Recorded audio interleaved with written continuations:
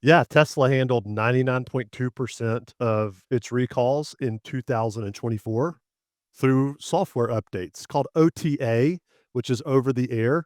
Now, they're not the only manufacturer who does this, but the numbers here are pretty astounding.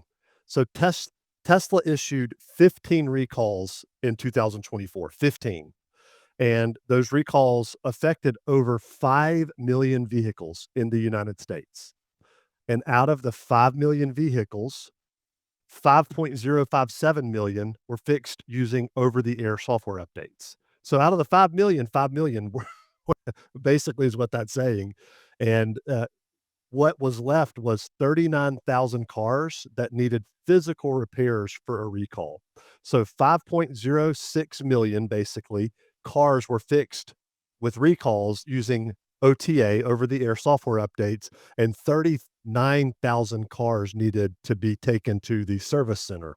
So when you look at that and compare it just in the automotive industry as a whole, there were 401 recalls in 2024 across all brands, across all manufacturers.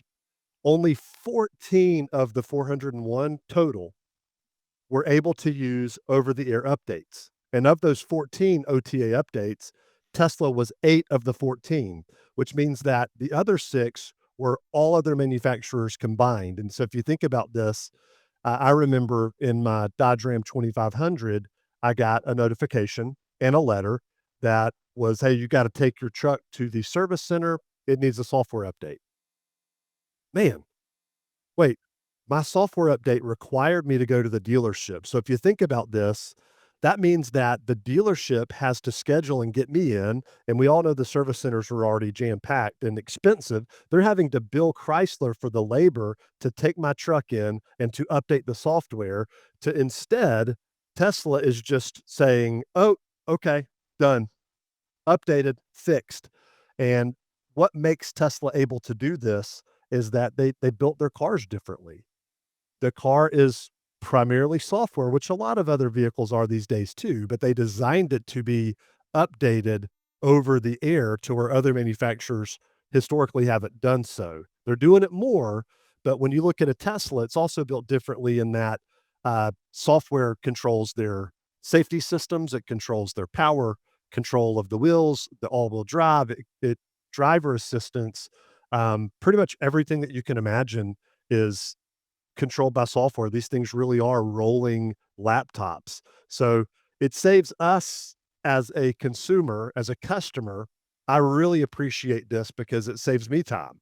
So I was impacted by a couple of those recalls in 2024. And you know what? I never had to take my car to a service center to get any kind of recall work done. So it saves me time. It saves Tesla time. That keeps their cars less expensive over, all things considered. If they have less costs, it means that you're gonna have a less expensive car, and, it's good, man, this is great.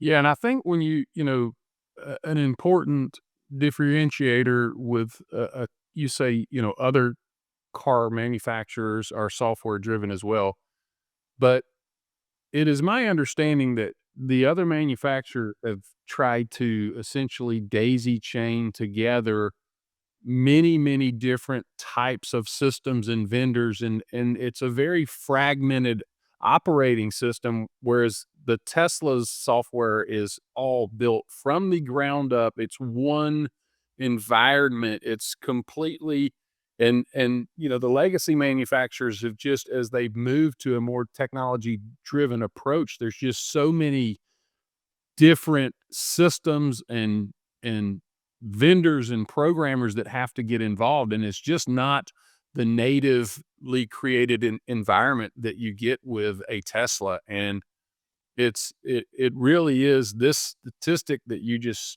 shared is one of the many benefits of owning a Tesla, that you can do this. I still have a GMC truck right now, and it's got 4 recalls on it, and I was trying to get What's an a big appointment. one? One's a big one, and, yeah, one's a real big one, but then there was another one that they didn't have the parts in stock, and they weren't gonna be in start. It was a brake something brake related, and I'm like, "Well, I don't wanna take it in now and then they can only fix 2 of them, and I'm gonna have to go back and have, another one fixed. So it really is a huge, benefit of owning a Tesla. So, and then just one comment here, Tori, is that David Wright said, which makes you wonder, why did they call them recalls if they didn't need to recall them to fix them? And I just wanted to point out that recalls, manufacturers' recalls are heavily regulated by the government, and there's a strict amount of criteria, and that's why a lot of times the notifications and the old school process is can be, typically, even a bit obnoxious in some cases, and all of that is because they are at the mercy of compliance. And so Tesla doesn't really have a choice when these recalls, so to speak. I'm sure many of them could have easily just been referred to as a software update, because if it's not safety or performance related, um, you know, then but once the government gets involved, now they're regulating everything. Now they're making you call something a recall that is very, very minor, but it's their ball, their game, their court, their rules, and their referees, and the manufacturers have to comply. So, I I totally agree. One more thing I wanted to point out here, actually, I'll point out 2 more things. You were talking about your GM and how it had 4 recalls, and I was just looking at the numbers here. This is great news. So, we mentioned Tesla had 14 recalls in 2024. Do you know how many, uh, Chrysler or Stellantis, which is Chrysler, Dodge, Jeep, Ram? 72. Ford, 62. BMW, 36. General Motors, 33. So, when you look at the overall, fit rolling and chassis, finish not software rolling related, chassis, just a rolling chassis.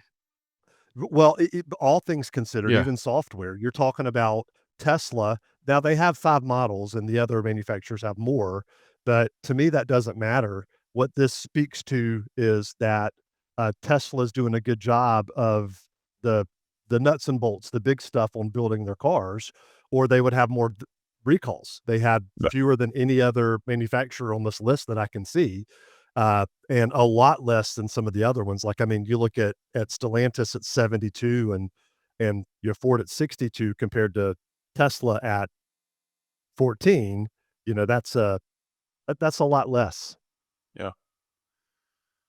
Side note, uh, my 6.2-liter V8 GMC truck, recall, they don't have a fix for it right now, and so they have told me to keep driving it. So that's a little terrifying. I'm not Hey, actually your driving it. your engine your 6.2 engine is wearing out prematurely and will break, but Yeah. we don't know how to fix it, so just keep driving it. Yeah, yeah, and I'm not driving it, my son's driving it, but, it's Yeah. still a little nerve-wracking that, Oh, you know, they don't have a fix for it, so I said 2 things, so let me cover the second thing. There's one more comment. Andrew Bell says, "Tesla has mobile service and access to troubleshoot your problem before they come to your house as well." So that's another big advantage that ties into this, when a mobile technician is coming, or if you just call Tesla and say, "Hey, I'm having a problem, I need to schedule a service," they can tap into your car and say, "Well, you have a problem with your 12-volt battery, or you have a problem with this, or, oh, you need to come in." They can do remote diagnostics to where, most other manufacturers can't do that, and most other manufacturers don't have mobile service. That is selectively available in areas. I've noticed that it's more available in states that don't have a lot of Tesla service centers. They have more mobile service, which makes sense to me, but still, remote diagnostics is a big plus for Tesla as well.